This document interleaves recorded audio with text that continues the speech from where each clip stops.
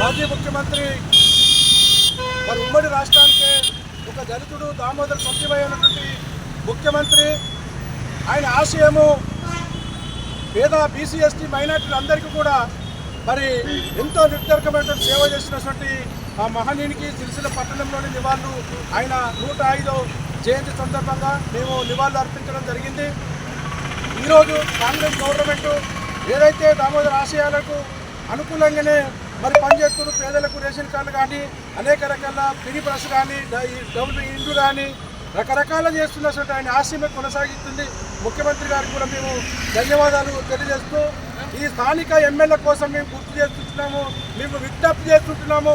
పోయిన 5 సంవత్సరాలకు మాకు అన్యాయం జరిగింది కాబట్టి ఇప్పుడు మా 26వ వార్డుకు ఖచ్చితంగా వైస్ చైర్మన్ ఇస్తే మీరు న్యాయం చేసిన వాళ్ళు అవుతారు. లేకపోతే మేము మిమ్మల్ని మరి ఏ రకంగా ప్రజలు 26 వార్డు ప్రజలు నీళ్ళతో ఉంటుంది కాబట్టి ఖచ్చితంగా 26వ వార్డుకు సంబంధించిన నెల్లిట్ల నరేష్కు మరి వైస్ చైర్మన్ ఇచ్చి మా వార్డును డెవలప్ చేయాలి. ఎందుకంటే చిన్న వర్షం కొడితే ఇళ్ళకి వస్తుంది.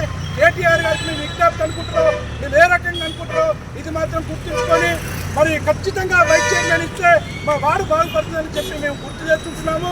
కాబట్టి కేటీఆర్ గారు మీకు విజ్ఞప్తి, మీ గౌరవం ఉండాలి. మాకు నష్టాన్ని సమకూర్చుకున్నారు. 5 ఏళ్ళు మాకు ఎన్నిక పెట్టకుండా అనేక రకాల మాకు అన్యాయం జరిగిందని చెప్పి మేము ఎన్నడూ కూడా అనలేదు. ఒకవేళ ఇది చేయకపోతే మాకు ఎప్పుడు మేము నిరసన చేస్తామని చెప్పి ఈ ప్రభుత్వానికి